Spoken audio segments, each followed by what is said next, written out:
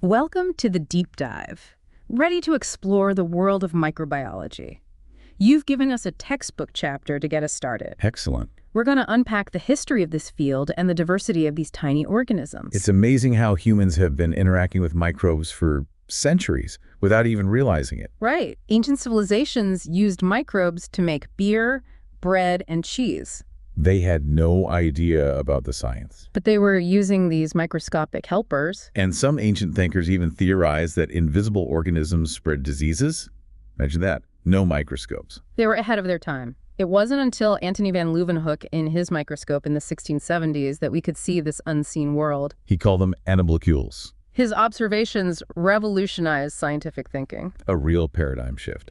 And things took off from there. In the late 1800s, scientists like Louis Pasteur and Robert Koch made incredible discoveries. Wait, remind me about Pasteur. It's a little fuzzy from school. Well, Pasteur's work was key in establishing the germ theory of disease.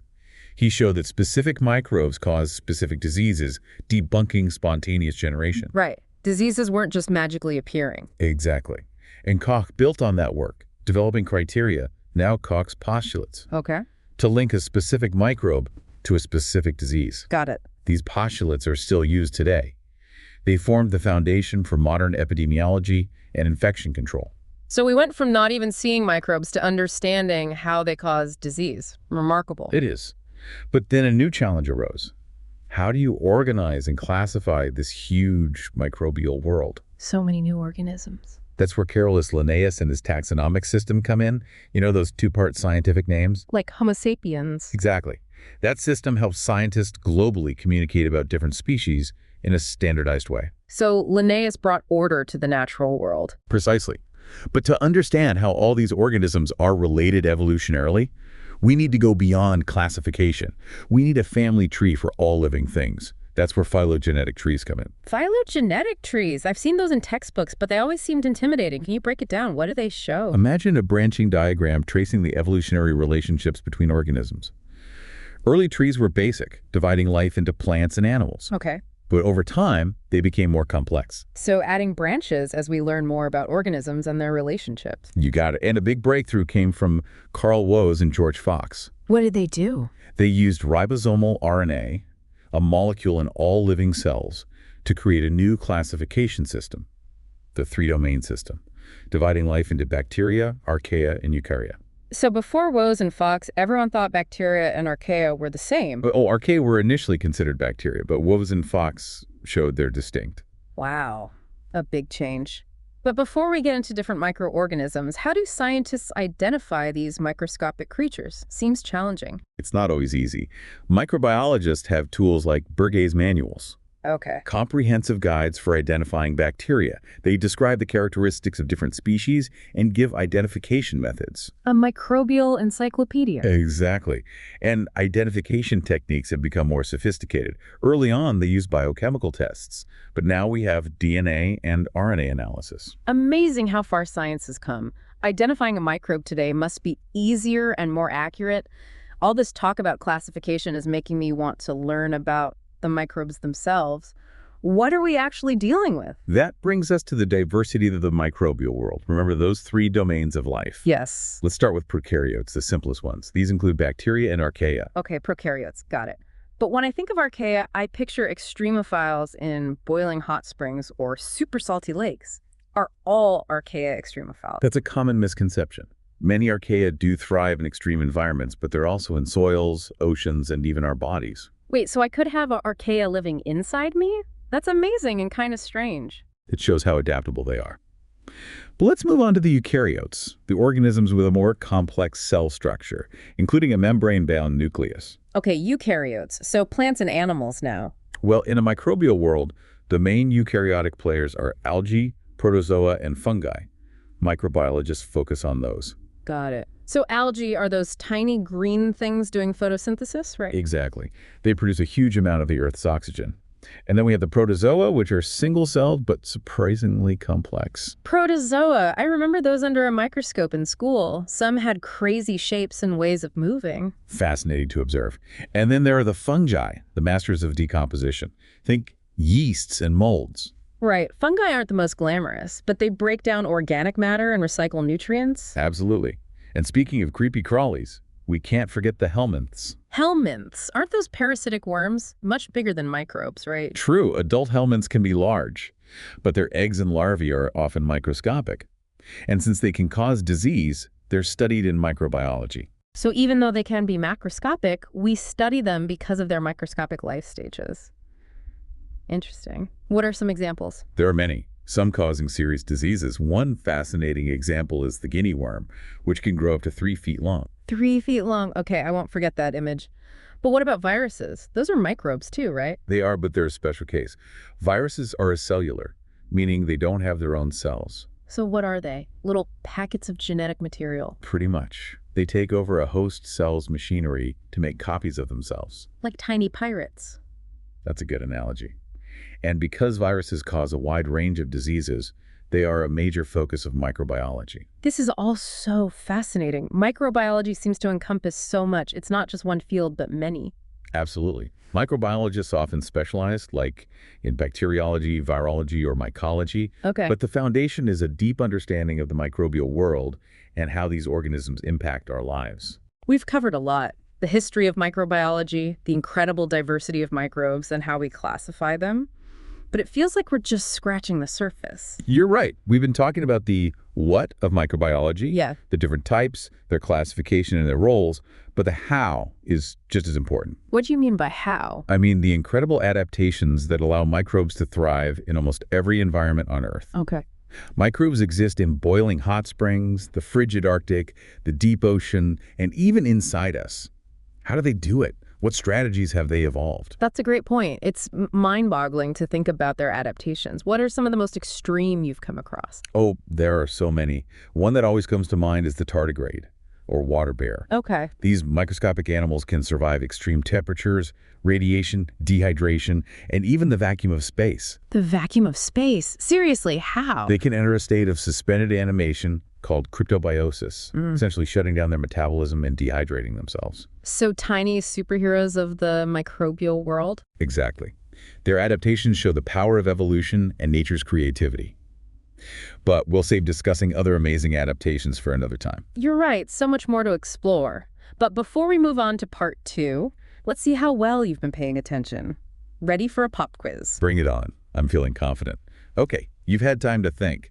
Let's test your microbial knowledge. We've got review questions, and I think you'll ace this quiz. Bring it on. Let's test our microbial mastery. First question, which food is not made by fermentation? A, beer, B, bread, C, cheese, or D, orange juice? This should be easy. Remember, fermentation is driven by those microscopic helpers.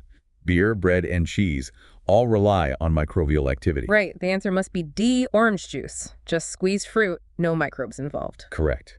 Next question. Who is considered the father of Western medicine? Is it A, Marcus Terentius Varro, B, Thucydides, C, Antonie van Leeuwenhoek, or D, Hippocrates? Ooh, this one is trickier. We talked about ancient thinkers with insights into disease, but who is the father of medicine? Think about observing the natural causes of disease. The answer is D, Hippocrates. He didn't know about microbes, but his emphasis on observation and natural explanations was important. Right. Hippocrates. Okay, next question. Who first observed animalcules under a microscope? This one's easy. Antonie van Leeuwenhoek, of course. He opened our eyes to the world of bacteria. Yes, Leeuwenhoek's observations were groundbreaking. Okay, what's next? This one sounds intriguing. Who proposed that swamps might harbor tiny, invisible, disease-causing animals? That was Marcus Terentius Varro back in the 1st century BC. Amazing how he essentially predicted the existence of microbes. Ahead of his time. Okay, let's move on to Linnaeus and his taxonomic system, which was not a kingdom in his original taxonomy. A, animal, B, mineral, C, protocyst, or D, plant. Linnaeus classified living organisms. Which one doesn't fit? Minerals aren't living, so the answer is B, mineral. Exactly. You're on a roll. All right, let's move to phylogenetic trees.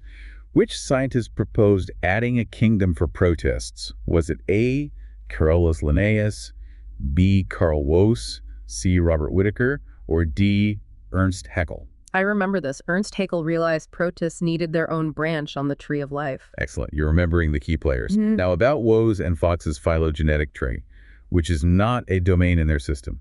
A, plantae, B, bacteria, C. Archaea, or D. Eukarya? The three domains are bacteria, archaea, and eukarya. Plantae is a kingdom, not a domain, so the answer is A, Plantae. Correct again. You're mastering the terminology. Sure. What is the standard resource for identifying bacteria? Is it A, Systema Naturae, B, Bergey's Manual of Determinative Bacteriology, C, Woe's and Fox's Phylogenetic Tree, or D, Haeckel's General Morphology of Organisms? We talked about a specific guide for microbiologists.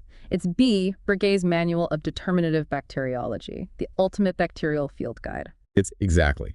Time for a different question. Which type of microorganism is photosynthetic?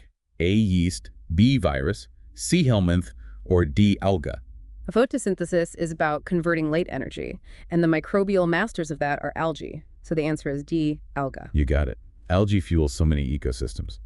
Okay, Right. next, which is a prokaryotic microorganism? A, helminth, B, protozoan, C, cyanobacterium, or D, mold? Prokaryotes lack a membrane-bound nucleus. Cyanobacteria are photosynthetic bacteria. So the answer is C, cyanobacterium. Right, they're tiny but play a huge role in oxygen production. Okay, here's another one. Which of these is a cellular? A, virus, B, bacterium, C, fungus, or D, protozoan? A cellular means not made of cells, and the only option fitting that description is A, virus. They rely on host cells to replicate. Exactly, tiny hijackers. Just a few more questions. Which is a type of fungal microorganism? A, bacterium, B, protozoan, C, alga, or D, yeast? Fungi. Think about those fuzzy patches on old fruit. Yeast is a single-celled fungus, so the answer is D, yeast. You're right, yeast is essential for baking and brewing. Okay, last question. Which is not a subfield of microbiology? A, bacteriology, B, botany, C, clinical microbiology, or D, virology? Microbiology focuses on microorganisms, and botany is the study of plants. So the answer is B, botany. Correct. You aced it. You've really absorbed the key information. Woo! Glad we made it through those questions. I feel pretty good about how we did. Two. It shows the power of focused learning. Now that we have the basics down, let's shift our focus to the future of microbiology. Okay. What are the big questions? What frontiers are scientists exploring? That's a great question. It's like we've opened the door to this amazing world of microbes and are just beginning to explore. One exciting aspect of microbiology today is the rapid pace of technology. Genomics, imaging, computational analysis. These tools allow us to study microbes in incredible detail. So we're not just identifying and classifying them anymore. We're looking at their genes, proteins, and metabolic pathways. Exactly. And this deeper understanding is opening up all sorts of possibilities. For example, scientists are exploring the potential of microbes to address challenges facing humanity, Like what? like climate change, food security, and disease. So microbes could hold the key to solving some of our biggest problems. It's a possibility. Think about bioremediation, using organisms to clean up pollution.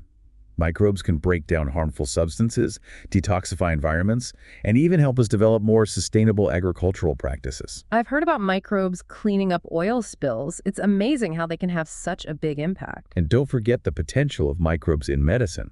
We're moving beyond traditional antibiotics and exploring new approaches to fighting disease. Like what? Like using bacteriophages, viruses that infect and kill bacteria to target specific pathogens. So instead of broad-spectrum antibiotics that can wipe out good bacteria too, we could use bacteriophages to precisely target the bad guys. It has the potential to revolutionize how we treat infections. And there's also the growing field of microbiome research. Right, the gut microbiome and how important it is for our health. It's a complex, dynamic ecosystem, and scientists are just beginning to understand it. We're learning how gut microbes influence everything from our digestion and metabolism to our immune system and even our mental health. It really is amazing to think about these tiny communities having such a big impact on our health. It's like a whole new area of medicine. It is. Yeah. And it's not just the gut microbiome. We're also learning about the microbes on our skin, in our mouths, even in our lungs. Wow. They play a role in so many things, protecting us from pathogens, influencing our immune system. So we're covered in microbes and they're actually helping us. Exactly. It's a symbiotic relationship. We give them a home and they provide essential services. A perfect example of how everything is connected. This is all so fascinating. It seems like every time we learn something new about microbes, it just leads to more questions. What are some of the biggest mysteries that still need to be solved? Well, one of the biggest challenges is just how incredibly diverse the microbial world is. Scientists think we've only identified a tiny fraction of all the microbes out there. Really? There are whole ecosystems of microbes living in extreme environments, like deep-sea vents and volcanic hot springs that we're just starting to explore. So many microbial frontiers to discover. Exactly. And with new technologies emerging all the time, who knows what we'll find in the coming years? Okay, so we've talked about the history of microbiology, the amazing diversity of microbes, their roles in our world, and the exciting future of research. But before we wrap up, I want to go back to something you mentioned earlier. The idea that with great microbial power comes great responsibility. That's right. As we learn more and develop new ways to use their power, we need to think about the potential risks and ethical implications. For example, genetically engineered microbes could have unintended consequences. For ecosystems or human health. Exactly. It's not just about what we can do, but what we should do. We have to approach these advancements carefully. Thinking about the risks and benefits. Exactly. It seems like the future of microbiology is full of incredible promise and potential challenges. Absolutely. We're at the beginning of a new era of understanding. It's exciting and a bit uncertain. But one thing is for sure, our journey into this unseen world is far from over. Well, thank you so much for taking us on this incredible deep dive into the world of microbiology. It's been a fascinating journey, and I feel like I've learned so much. It's been my pleasure. I hope you'll keep exploring this amazing world.